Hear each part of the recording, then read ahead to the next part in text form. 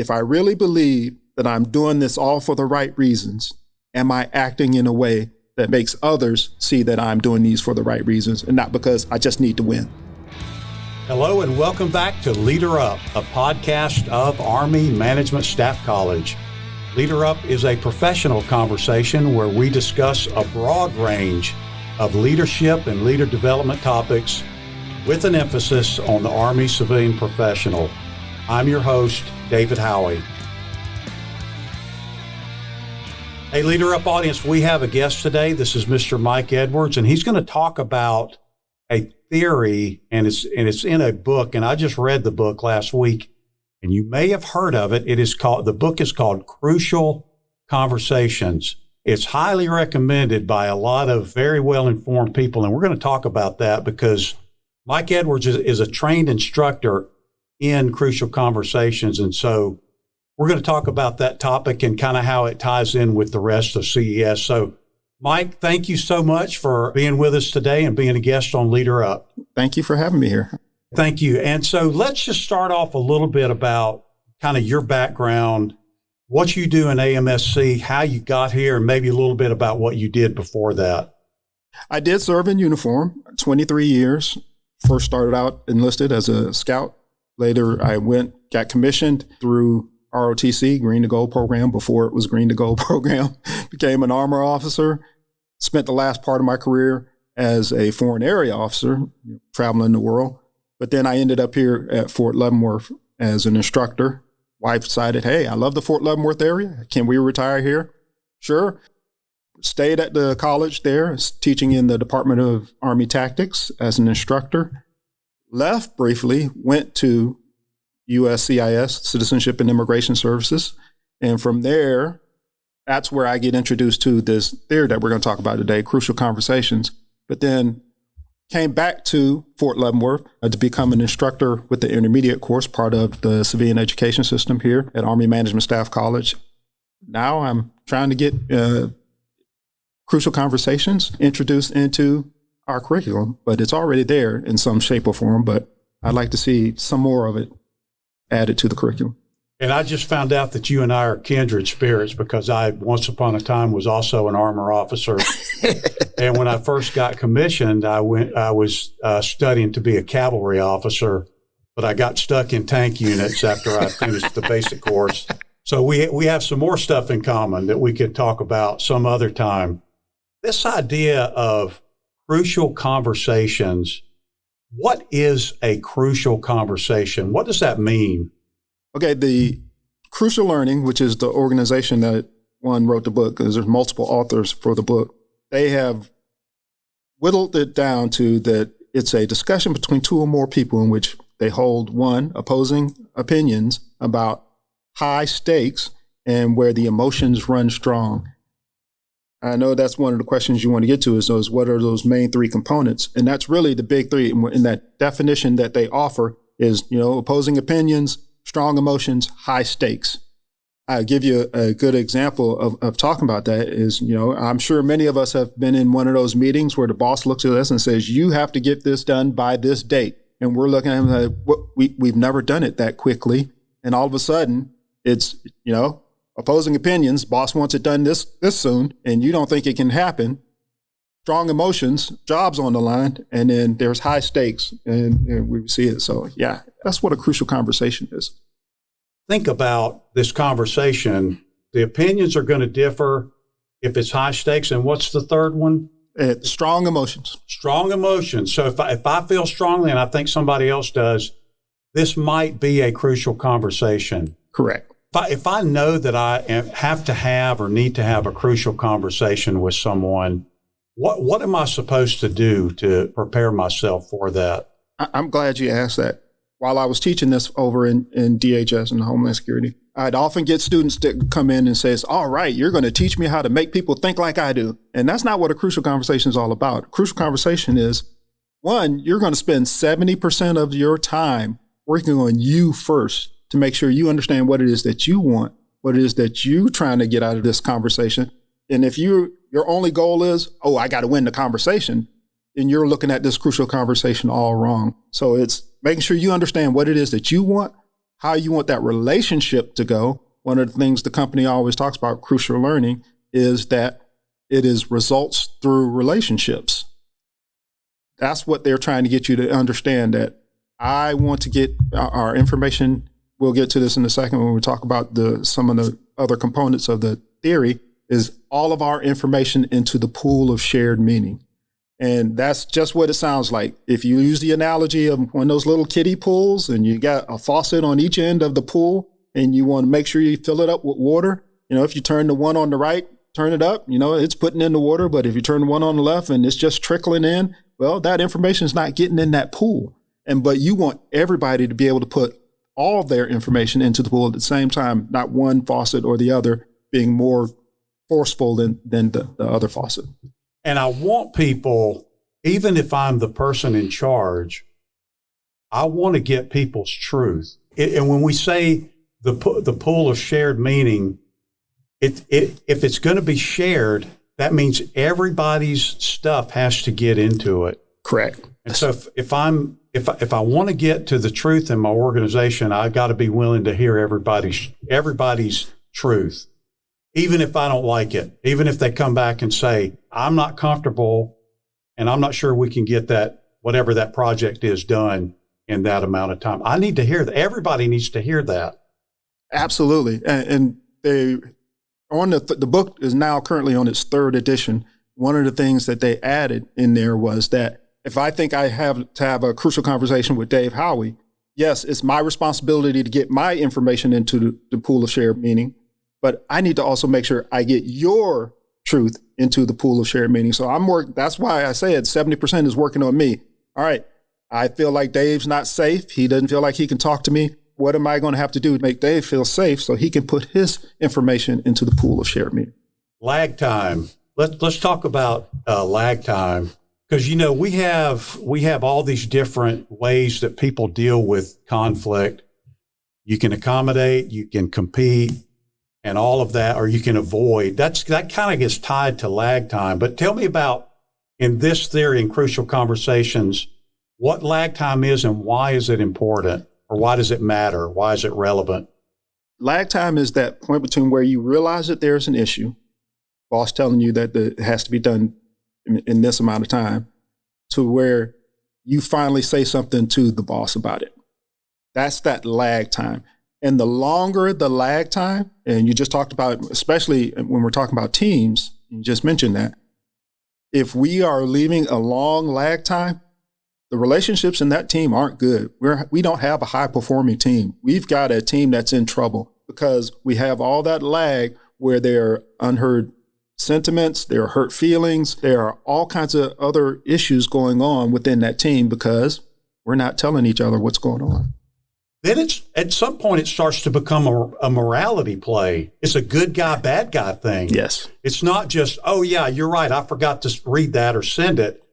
This becomes, I'm the one who's doing right and that other person is the bad guy in the story. That's one of the things that also the theory talks about is stories. And there's my stories, what I'm telling myself by what you did. Oh, Dave only sent that email because, he's trying to be mean. And then there's your stories. Oh, Mike didn't read that email. He's trying to ignore me again. So that's why we have those stories. And there's three that the theory talks about: the victim, villain, and the helpless stories. And so, and it is just what it sounds like. Victim, everybody's just picking on me. What else can I do about it? Or the villain, oh man, the other person's always a villain. He's always going after people and he's always doing bad things. And then the helpless story, hey, it's the organization. There's nothing I can do about it. I mean, that's all we can do. Most of the time, the extreme versions of those things are at best exaggerated and at worst flat out untrue sometimes. Correct. You used this phrase earlier, and I want to talk a little bit more about it. What do I really want? And then what do others really want? What is the value of exploring that and talking about that? What do I want? And what does, in this case, if it's two people, what does Mike want? How does that help us deal with the crucial conversation? Again, we go back to what I mentioned earlier. We're spending most of the time working on ourselves. So part of that working on ourselves is asking that question. What is it do I really want from this situation? What do I want for myself? Again, if it's just I want to be right, then we need to examine what our real motives are within this organization. What do I want for others? If that relationship is important to me, hey, two old tankers getting together and sitting back talking about what we used to do on the back deck, then I'm gonna work on that. And then what do I want for that relationship? Again, it's looking at, all right, so we've been friends for this long. If I run roughshod over Dave, what's going to happen to that relationship right now? Are we going to be able to get together and talk about it? And then the last question that you have to ask yourself also is, all right, if I really believe that I'm doing this all for the right reasons, am I acting in a way that makes others see that I'm doing these for the right reasons and not because I just need to win? And that takes a lot of self-reflection. As a matter of fact, that might be a difficult conversation to have with yourself, with that person in the mirror. So true. I went to a store, and I can't remember all the details of it, but it had something to do with a rain check item, a sale, and I had paid a different price, and now it was, and I don't remember exactly what it was, but I went into the store bowed up to fight, to make my case to get this item at a different price. And I walked in, is the manager here? Manager's over there. And I walk over and here's the manager. And I started kind of a long explanation of what had happened 2 weeks ago. And he stopped me and said, what do you want? What do you want me to do for you? I said, I want to get this item at that price. He said, let's go do it. And I thought, why didn't I just start with that? And I thought I was trying to make a case for my own righteousness, I think is a way to say that. And he cut me off at the knees and said, just tell me what you want. Kind of took the wind out of your sails, huh? Well, it did, but it solved the problem, and I felt good. And I just asked myself, why don't you just say that starting out? Sometimes we hide what we want. Do you see that? Why do we do that? Why do people do that? Absolutely. It's just like I've been mentioning all along here. There are times when we just want to be right, especially with our spouses. I can't let her be right.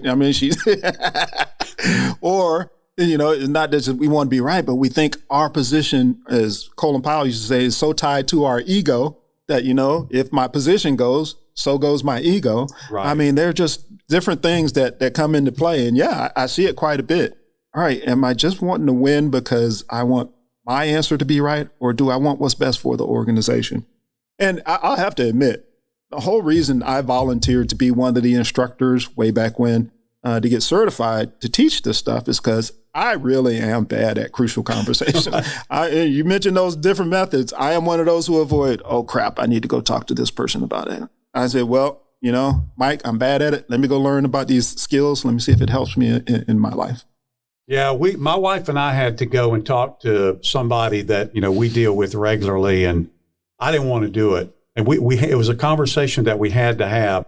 We did do it, and I felt a lot better afterwards. And we did it the right way, I think, because I listed out the specific topics I wanted to bring up, and then she and I talked about what we wanted to say about each topic. So we don't want to attack, we don't want to make assumptions. So let's try to be as factual and unemotional about it. You're actually doing some of the things that we talk about in crucial conversations. One, you're getting your story straight. All right, what is understanding our story? You just talked about, we send an email and I make up a story, you make up a story. But one of the techniques that the class talks about a lot, and in fact, if you take the course, it's a 2-day course, first full day, right, it's all about you. Remember I said 70% is spent on you first full day, and the first class on the second day is all about working on yourself. And you spend at least 2 of those lessons talking about master my stories. All right, what is it I'm telling myself? What are those facts? That's what you're talking about. What are our assumptions? Doesn't it sound like problem solving in the Army? Yes, it does. And what is it that I really want? So you did a lot of the same things. And then even listing out those things on the sheet, again, is something that the class talks about a lot. Don't come in there with a script, because if they say something that you weren't ready for, it throws off your whole script. But writing down at least your main points that you want to at least cover is a great technique to also do. And we found that in the course of that conversation, it was 3 hours long, we heard things from the other party that we did not know. It helped us understand why certain things had happened. and it was very helpful. I heard a quote, and I can't remember exactly where I heard this, but it was, a conversation will not rise above the emotional maturity level of the first 3 minutes. So in other words, if we start off with, you didn't answer the thing or finger pointing, it's going to go downhill from there. Absolutely. And it's similar to something that we teach in the intermediate course. We talk about the 3-part I message. We start with I am, and you give your feeling. Right. And then you talk about what the facts, what you observed of this other person, and then give them the results of it. And you're like, hey, well, here's the consequences. I feel like you're not treating me as an equal member of the team, or whatever the consequence may be. And we teach that similarly in crucial conversations as well, is that here's the facts, here's what I saw from you, this is exactly what happened, and here are the consequences. Usually they can't argue with the facts, unless you're talking to a teenager, but usually they can't also argue with the facts, and they can't argue with your feelings because they're your feelings. Hey, you really disappointed me, or, I'm hurt, or, whatever it is, they can't argue with it. It's your feelings. I can't tell you how to feel. But then once they understand that it's not a direct attack against them, right? They can start to process it a little better. And one thing I've found is when I share the feeling, the emotional intelligence aspect, I get that back from other people. And so they'll say, well, you know what? I'm frustrated because we've been talking about this for 6 months and we haven't gotten any movement on it. Absolutely. And then they say they're frustrated, and I say I'm disappointed. And then somewhere in the middle of all that, we can come up with a solution that both deals with the problem and repairs the relationship. Yes. So crucial conversations is not just about just solving the problem, the content. It's also about salvaging or repairing or maintaining relationships. Yep. As I said earlier, one of the things I haven't heard them saying quite lately, but their tagline used to be results through relationships. In fact, when I first went through the course, the instructor says, this is not a communications course. This is a results course. If you want to get results in your organization, this is the way to go through them. Any set of facts can be used to tell a number of stories. So tell me a little bit about that, what that means. And it's just what we've been talking about, because people can look at, and it's, again, telling our stories. And one of the things we talk about in the intermediate course is that ladder of inference. You see a set of facts. Everybody sees the same set of facts. But based on our experiences, our education, what we've lived through, we apply different meanings to those facts. Even though everybody's seeing the same thing, but we just apply different meanings to it. We try to separate our stories. All right, am I telling myself a story here when I read this fact, or is this actually a fact? And that's actually one of the more, like I said, we talk about doing master my stories twice within the organization, but it comes into play when we talk about critical thinking, we talk about decision making, we talk about problem solving. One, understand your stories, right, and where they come from. Why am I saying this? This is the fact that I saw. I saw Dave pick up the pencil. That's the fact. I saw it. I could observe it. I could see it. If someone else was in the room with us, did they see the same thing? All right, now what is the story that I'm telling myself about that? Well, he needs to write something. Well, maybe the pencil was in his way, or maybe he just doesn't like that pencil and want to put it somewhere else. We don't know what the story is. We don't understand because we don't know what's in your mind, what you are thinking, why you picked up that pencil.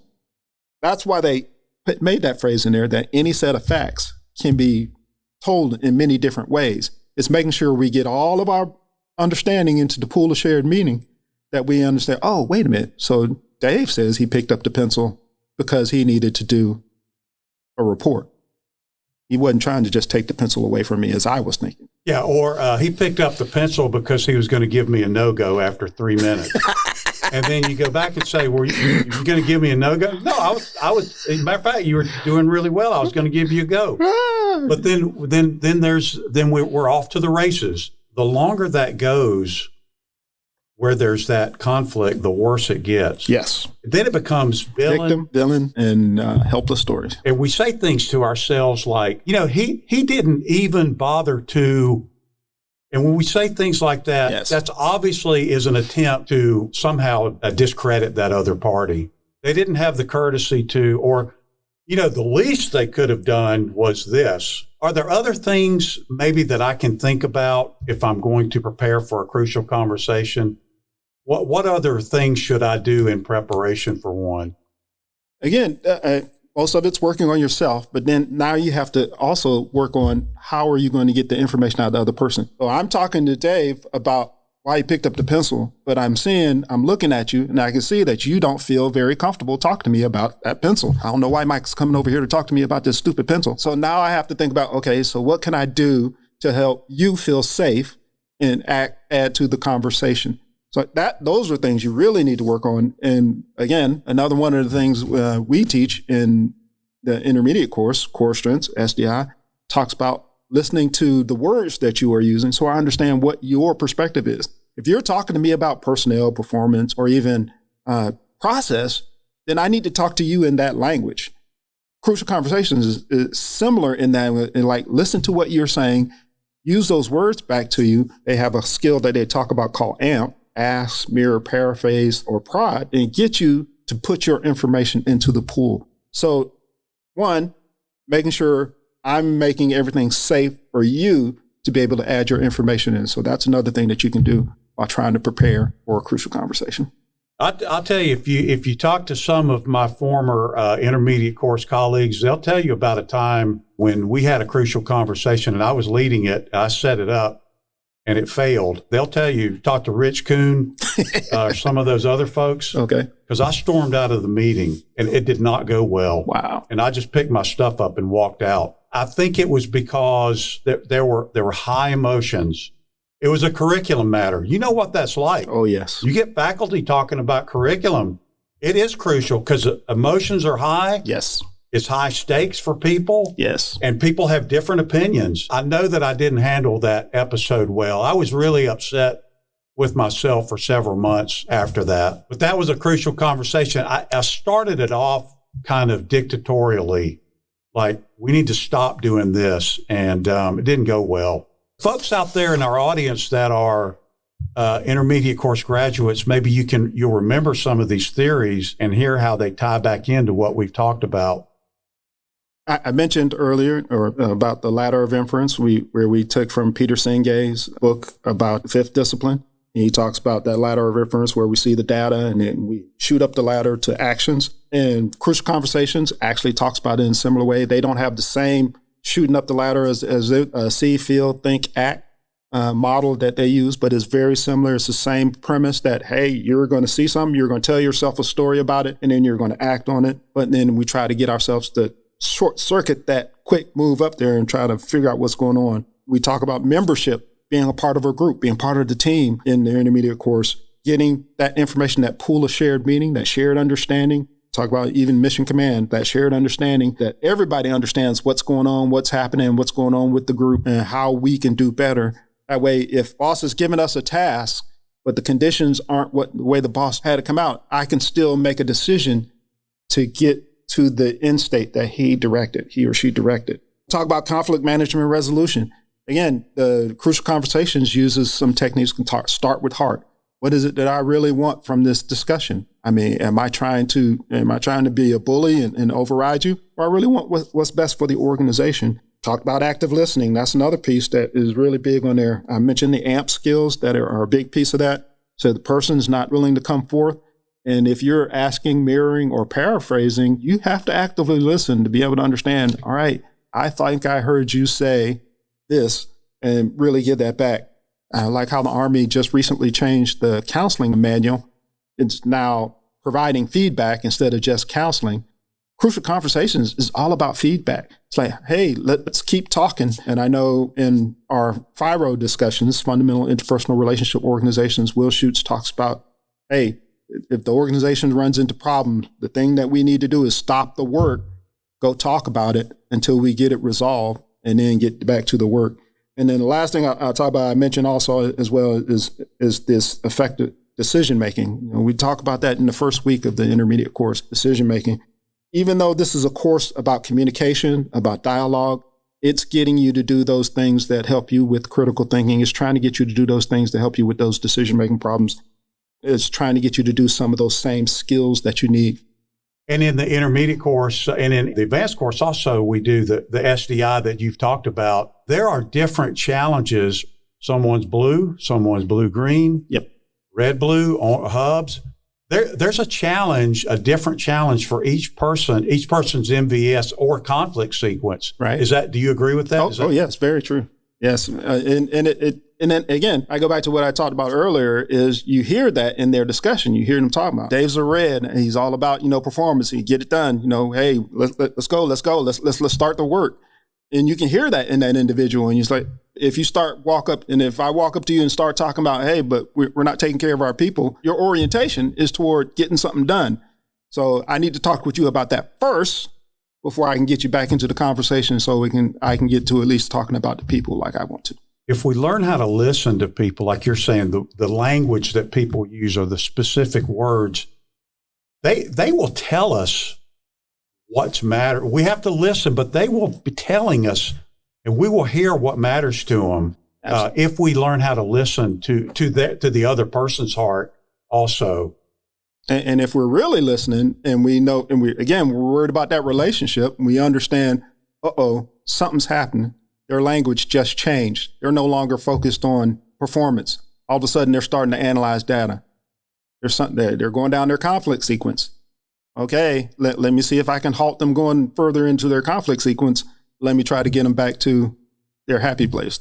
When we taught the basic course face-to-face a couple of years ago, we used to have something called the feedback party. And I think some seminars will still do that. And it's take a card, write out an iMessage for somebody in the room and go give it to say it to them. And they would always say, are y'all included in that? And we'd say, yes, if you got feedback from me, give it to me. And I had a student come up to me. This was a week later. An incident happened on Thursday, and we did this on the following Tuesday. And the student came up to me with their card, and it was last week when we were having this discussion, and I asked a question, you were answering it, and you used the word stupid in your answer, and I felt insulted and degraded, and I was crushed. And I thought back, and I said, yeah, I think I did do that. I started to do what we tell students not to do, which is, you don't get it. I'm an instructor. That wasn't what I meant to do. And then as soon as I had that teed up in my mind, I said, that's not what we teach to respond to feedback. And so I paraphrased it and I said, so what you're saying to me is you felt this way when I said that.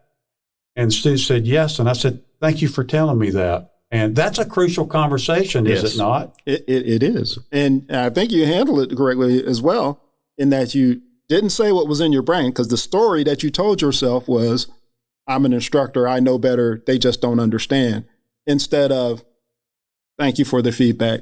Right. And it's easy for you and me to sit here and say in the studio in a calm, sterile environment. But when the feelings are going Absolutely. And the stakes are high, it's a lot harder to say that. Yes. I like I said, the whole reason I volunteered to teach the class was because Mike doesn't handle confrontation in that manner, that well. So I had to figure out how can I get better at it? And here's another thing that I really love about Crucial Conversations. While it was intended for results at work, it's something that you can use in other places. You can use it at church. You can use it at your volunteer organizations. You can use it at school. You can use it at home. My wife has heard when I was first learning the material, I use a CD and listen to the book, and she'd hear it and she'd ask me questions about it. Say, oh yeah, so this learn to look thing. How do you do that? So she was able to hear it as well. But you can use this type of material in many different locations, in many different aspects. That's one of the things that I love about a good theory, is that it's common sense. And when we present it to the students, they say, yeah, that makes perfect sense. I've always kind of felt that way, but now you've given me a theory to connect it to. What is it? Normalizing? Is that the right word for that? Is it where we say it's okay that you have these feelings? It's okay that you, and then people will say, well, I don't like it. I don't want to go tell somebody all this stuff. I still do some coaching in one of our courses, And I can hear people and they'll say, I know I need to do this or that. And so you're always going to have that little voice on your shoulder saying, nope, don't do it. It's going to be painful. You're not going to like it. You're going to have to say stuff you don't want to say and hear stuff you don't want to hear. Is that a good, healthy thing to tell ourselves? Is that we will always have the reluctance or feel the reluctance. I'm reluctant to share my feelings, or I'm reluctant to let go of the task. Like, no, we're going to get this thing done this week. Right. And I don't care how everybody feels about it. There's always it's the human side of us that pulls us back and says, don't do that. Don't engage in that. Because we either don't want to hurt someone else's feelings. We don't want to feel bad. Well, I'm being a bad guy if I come over here and talk to you about this issue, or we're just saying, well, it'll blow over. And that's another one of the companies saying is, crucial conversation. We either don't have the conversation or we don't do it well, and then it really blows up in our face later on. And I'll tell you that I am in SDI. I'm blue-green. That's my MVS. And so, excellent. We got more kindred spirit.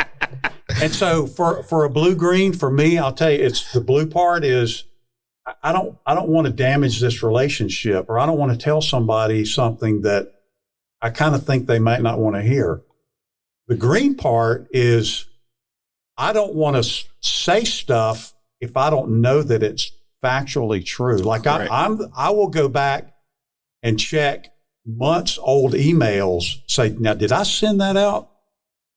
And I'll go back and do all that kind of research. So I get bogged down in the, first of all, am I right? Am I correct? And second of all, am I going to say something to hurt people's feeling? That's kind of the trouble that I have with this, with going through this process. Very similar. Is it enough to rock the boat if I say something to this person, or is it that important, or am I going to ruffle some feathers, or is this going to really make us better, or can I just let it go? Yeah, I'm the same way. I'll go back and did I really send that email out? Right. When did I give them enough time to look at it? And my conflict sequence is green, blue, red. I am prone to having a long lag time, and I can see how that can be very unhelpful in a situation. And then blue, just whatever you want to do to make the conflict go away, I'm okay with it. What you said earlier is so true. For me, I find if I can identify what I really want, and if I share it with another person early in the conflict, it can help. And I find if I let it go to stage 3, to that red, because I'm not saying what I really want. I'm trying to think, or I'm trying to make everybody else happy. And then finally I get to that, what do you really want? And it comes out very immaturely. Is there anything else about this topic that I haven't asked you about? There's a couple of things I really want to mention. And again, just like I talked about, people would come to the class and they say, all right, you're going to teach me how to make them see things my way. I'm like, no, this is not that. The other piece of that it's not a panacea either. It's not going to get you exactly what you want either. I've had students who've come to the class and they've come back to tell me, says, hey, I tried to have a crucial conversation with my supervisor, and she says, nope, this is not a crucial conversation. I don't want to hear it. And then there are others who told the story, well, hey, I finally heard, or we finally got everything into the pool. I still didn't get the answer I want, so I'm moving to another position. So at least now the air is clear and the relationship could get better, but it's not going to get you exactly what you want if that's what you're going to the class and assuming that it's going to teach you. And the last thing is I just mentioned it about crucial learning being purchased by Core Strengths. And I can't wait to see how they meld those two instruments together, that with the SDI, with the crucial conversations, and how that's going to come out. I'm just so curious as how that's going to develop.